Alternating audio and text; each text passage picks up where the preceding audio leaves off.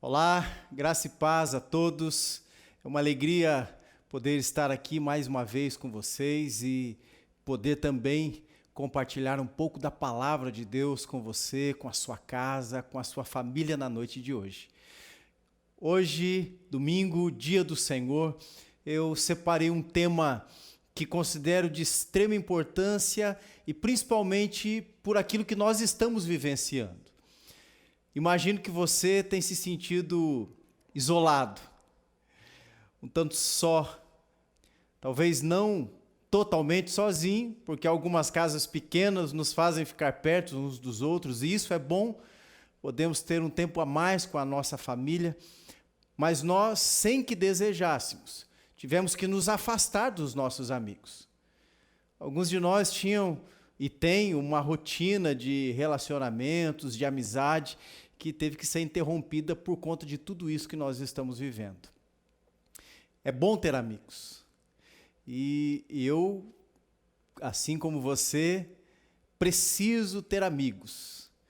E eu gostaria de falar a respeito de amizade, de um ponto de vista cristão. Vamos olhar para a palavra de Deus e ver o que ela nos diz a respeito da amizade, do companheirismo, do apoio, disso que nós precisamos e muitas vezes nem damos conta. Nosso tema de hoje é amizade. Todos nós precisamos de amigos, e disto eu não tenho dúvida. E existem diversos tipos de amigos, mas o que nós realmente precisamos são amigos chegados, amigos para um momento difícil, amigos que realmente são irmãos, como diz as Escrituras. Mas como identificar esse tipo de amizade? E o que é que nós precisamos fazer para mantê-las? Que tipo de investimento nós devemos fazer para que este tipo de amizade se faça presente em nossa vida? A palavra de Deus nos ajuda com vários princípios para, primeiro, entender o quanto nós precisamos de amizade e de bons amigos. E depois, como identificar e aproveitar este privilégio que temos como cristãos de desenvolver boas amizades. Nós passaremos então os próximos minutos procurando nas Escrituras mandamentos, princípios e aprendendo estas coisas. Nós certamente cresceremos para a glória do nosso Deus. Fique conosco, será uma bênção para todos nós, tenho certeza disso. A palavra amizade tem no Novo Testamento apenas um verbete, a palavra filia, e ela aparece também uma única vez na carta de Tiago, capítulo 4, verso 4, quando o texto diz assim: infiéis, não compreendeis que a amizade do mundo é inimiga de Deus? Aquele, pois, que quiser ser amigo do mundo, constitui-se inimigo de Deus. Assim como no português, a palavra amigo é um tanto genérico. Ela pode tanto caracterizar alguém que nós conhecemos há pouco tempo, alguém que temos uma relação superficial de trabalho, a isso nós chamamos de colegas, né? E também pode servir para identificar alguém que realmente seja muito chegado. E é desse tipo de amizade que eu estou falando, de uma amizade realmente experimentada. Sabe aquele amigo que você pode contar com ele? Aquele amigo que já passou por alguns momentos difíceis com você, aquele amigo em quem você confia para ser aconselhado, aquela pessoa que tem a capacidade de te consolar. É desse tipo de amizade que eu estou falando. É desse tipo de amigo que eu estou falando. E quanto a isso, eu gostaria de apontar o seguinte: não tenho dúvidas de que um verdadeiro amigo para um crente, desses amigos em quem nós realmente podemos confiar, precisa também ser um amigo crente. E eu vou chegar lá, mas eu quero deixar você já a par da minha forma de pensamento com relação à amizade. Uma boa amizade só pode existir com alguém que tenha a mesma comunhão no Espírito que nós. É disso que nós falamos quando estamos nos referindo a uma boa amizade, a um verdadeiro amigo, em quem nós podemos confiar. Eu quero falar um pouquinho mais da característica da palavra, então, que nós precisamos separar para entender o que é um bom relacionamento de amizade do ponto de vista bíblico. Como disse, algumas características precisam ser encontradas para que nós afirmemos biblicamente que aquela pessoa é realmente uma boa amizade, ou um bom companheiro, ou um amigo íntimo, um irmão. Uma das palavras usadas no Novo Testamento que acaba abrangendo o maior número de aspectos ou características que se relacionam à amizade cristã é a palavra exortar. Existe claramente uma má interpretação ou uma má impressão quanto à palavra exortar nas Escrituras. A palavra exortação carrega em si, na língua portuguesa, um significado que tem a ver com repreensão, dar uma bronca em alguém, chamar a atenção com rispidez.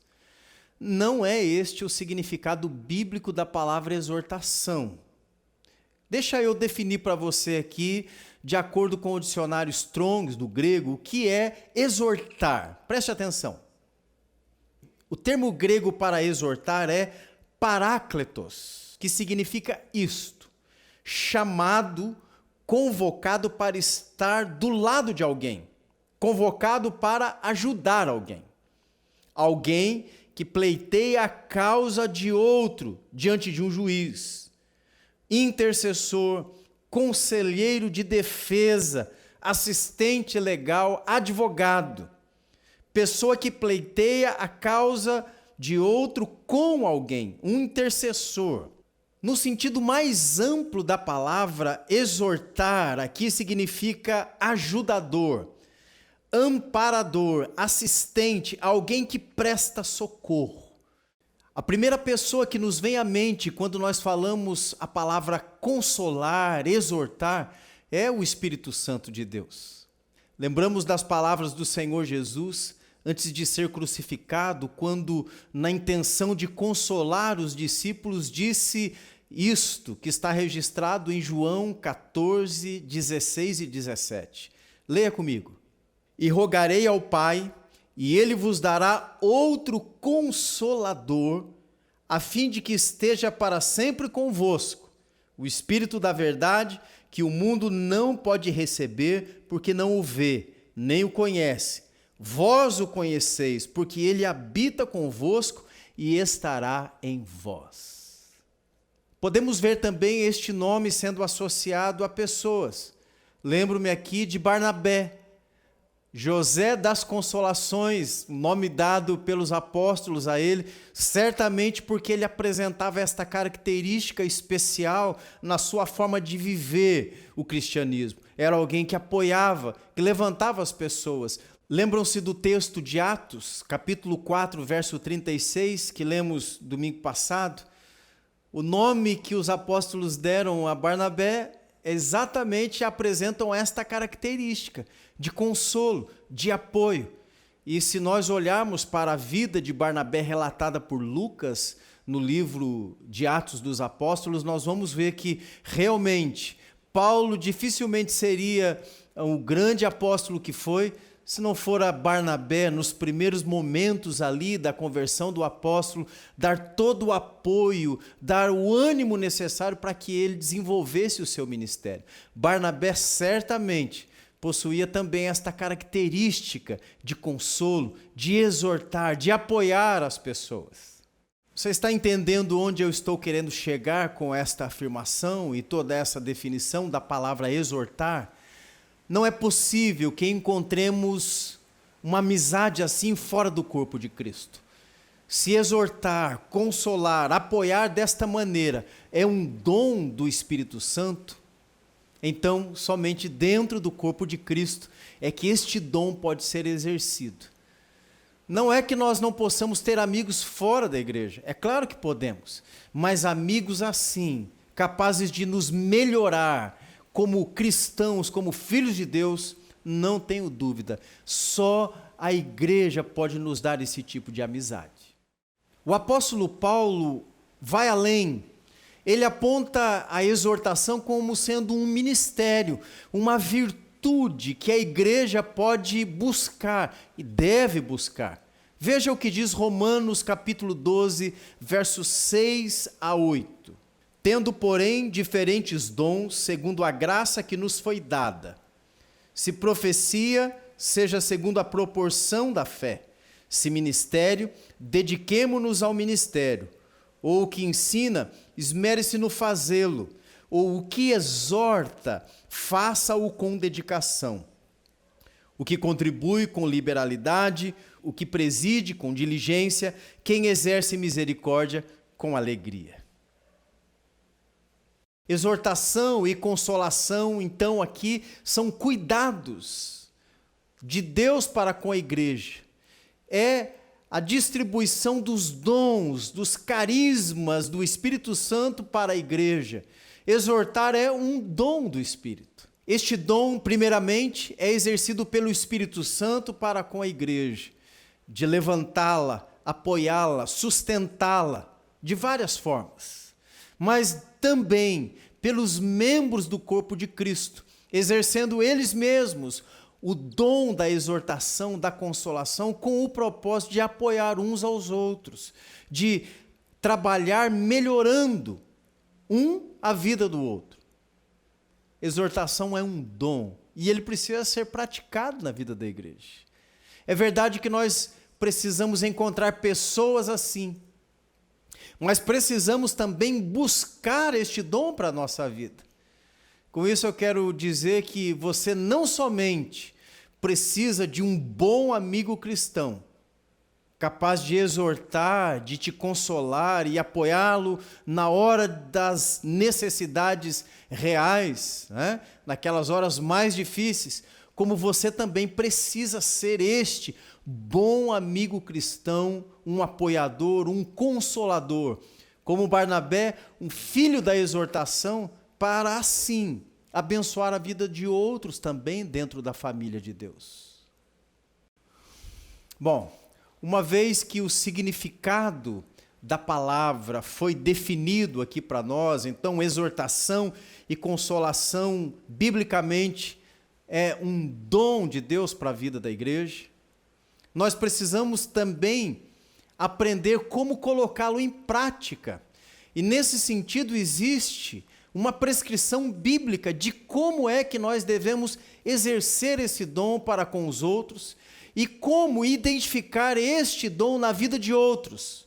Outros que certamente serão alvo do nosso investimento, da nossa busca por uma verdadeira amizade, por um amigo assim para todas as horas. É importante saber como isso se dá na prática, primeiro, para que nós possamos encontrar estas características naquelas pessoas que nós receberemos como nossos amigos fiéis, amigos para toda hora, amigos mais chegados que irmãos.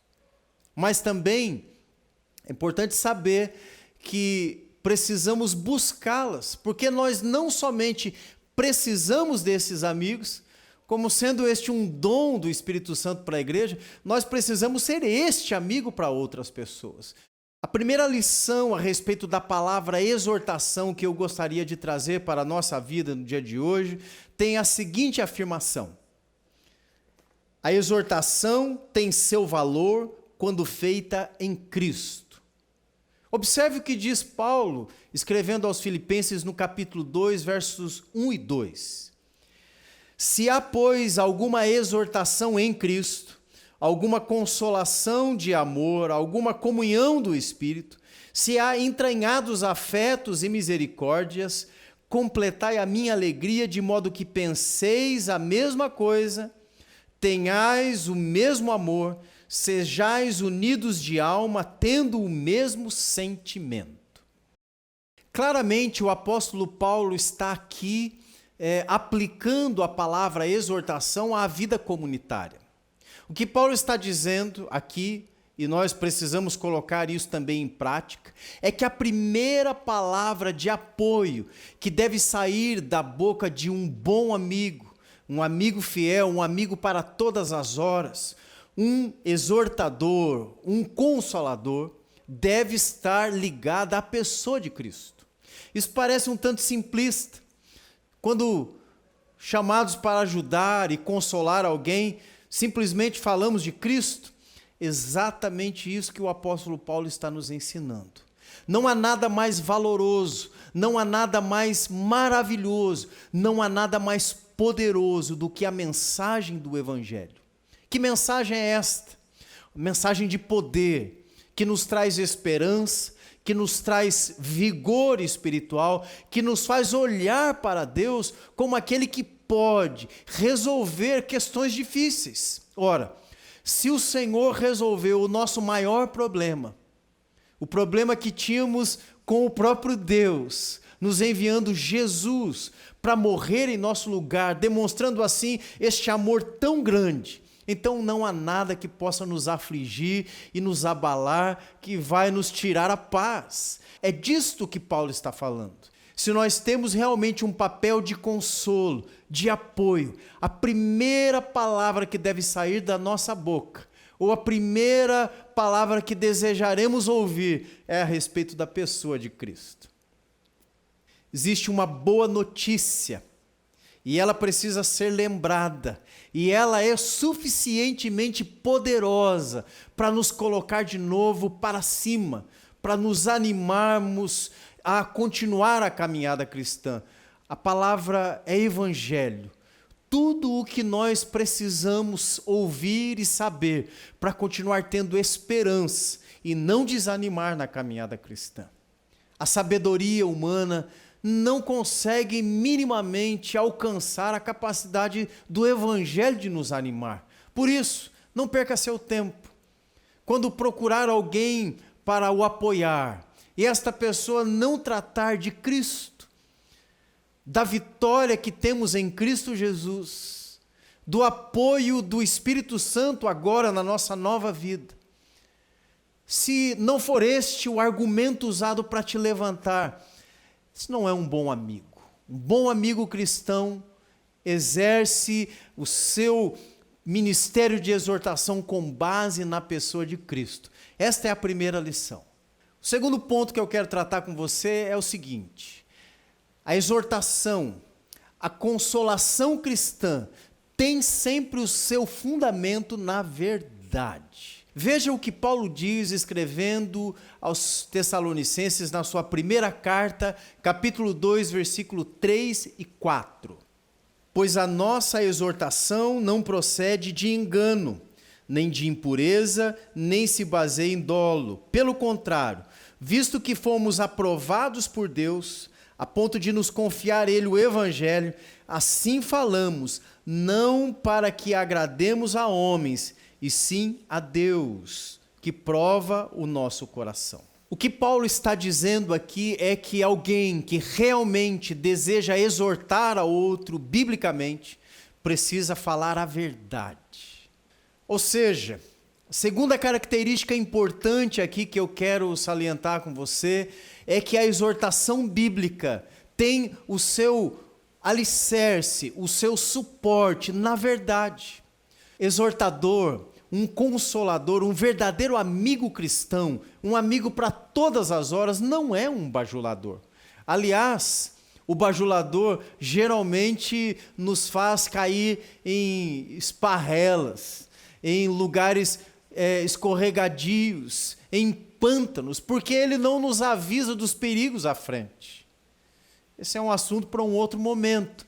Mas o que Paulo está tratando aqui é que quando ele se coloca no papel de exortar a igreja dos Tessalonicenses, ele o faz com base em verdades. Que verdades são essas? Verdades bíblicas, verdades relacionadas ao Evangelho.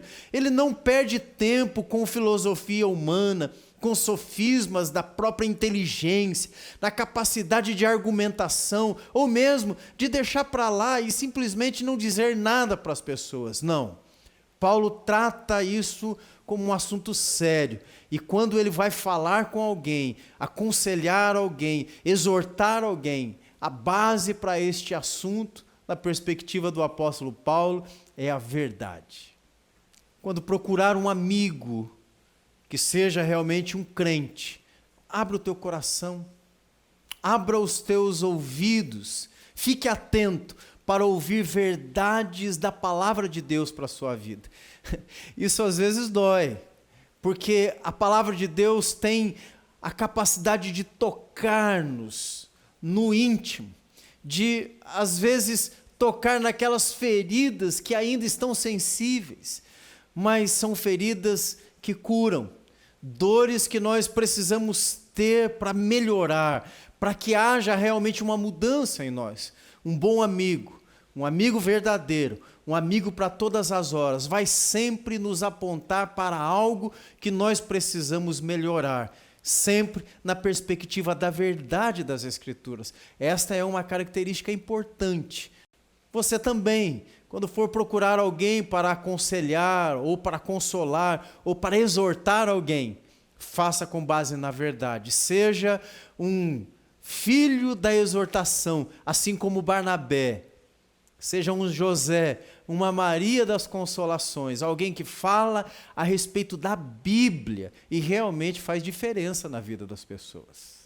Isso vai nos levar a um terceiro ponto que eu gostaria de afirmar com a seguinte frase: a exortação cristã tem como base o amor de Deus, também na forma de repreensão. Veja o que diz o texto de Hebreus, capítulo 12, verso 4 ao 6. Ora, na vossa luta contra o pecado, ainda não tendes resistido até o sangue, e estáis esquecidos da exortação que, como a filhos, discorre convosco.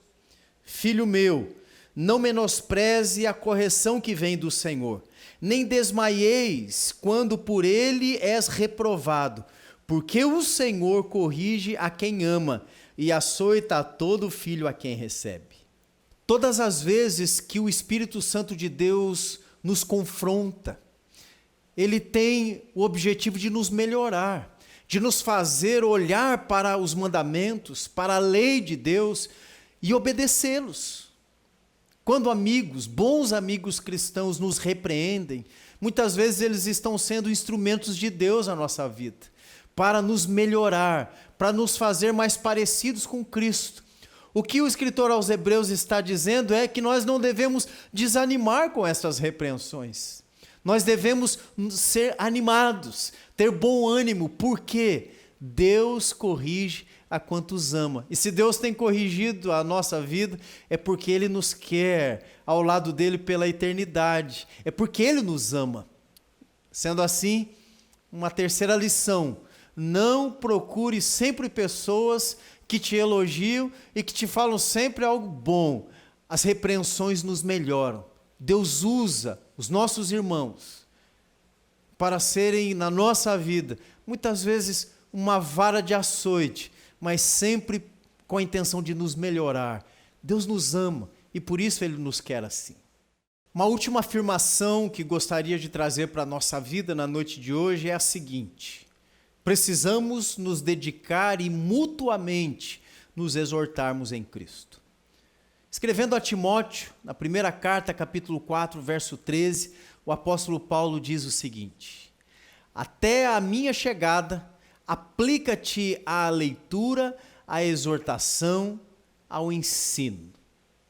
Deus tem chamado seus filhos à exortação, tanto no sentido de recebermos da parte do Espírito Santo e através da vida de irmãos a exortação, quanto no sentido de exercermos este dom e aplicarmos-nos neste ministério das Escrituras Sagradas. Exortar biblicamente é uma necessidade, tanto minha quanto sua. Mas para isso, como diz Paulo a Timóteo, é preciso que nos dediquemos a isso. Veja que Paulo dá a mesma importância à leitura da palavra de Deus, ao ensino da palavra de Deus e à exortação. Por quê? Porque é preciso que vivamos uns animando os outros, uns consolando os outros, sendo consolados e consolando. O que eu estou querendo dizer é que nós precisamos ser bons amigos, bíblicos, filhos da exortação, como Josés e Marias da consolação. Mas nós precisamos também estar atentos e dar ouvidos àqueles que nos exortam biblicamente, que nos apoiam, que nos levantam com base nestes ensinos da palavra de Deus. Você e eu precisamos de amigos assim. Estamos vivendo um tempo de solidão, um tempo de inquietação, um tempo de aflição. Nada mais oportuno para este momento da nossa vida do que termos bons amigos. Esta palavra nos ensina que temos tudo o que precisamos para continuar a nossa caminhada cristã, inclusive apoio nas horas difíceis. Se você não tem um amigo desses, um amigo para todas as horas, um conselho que te dou, uma exortação que te dou: procure alguém assim, invista numa amizade assim. Deus certamente usará pessoas, homens, mulheres crentes para abençoar a sua vida, não só agora, mas por todo o tempo da sua caminhada aqui nesta terra. É importante para nós lembrarmos também que o Espírito Santo, o Consolador, está sempre ao nosso lado. Não há um só momento em nossa vida que nós não tenhamos este Paráclitos, o chamado para estar ao lado, alguém que nos apoia e tem todo o poder para nos levantar e nos fazer continuar esta caminhada. O Espírito Santo nos fortalece. Este é um papel especial que o Senhor Jesus comissionou a ele, assim nos diz a palavra de Deus. Por isso, busque este consolo, busque este ânimo, busque este amigo. O Espírito Santo certamente é o nosso melhor amigo. Mas ele também pode nos abençoar e nos fazer enxergar na vida de outras pessoas estas características bíblicas de um bom conselheiro, de alguém que é um filho da exortação. Aconselho você também a encontrar alguém assim. Quem encontra alguém assim, encontra um bem muito precioso, um tesouro riquíssimo.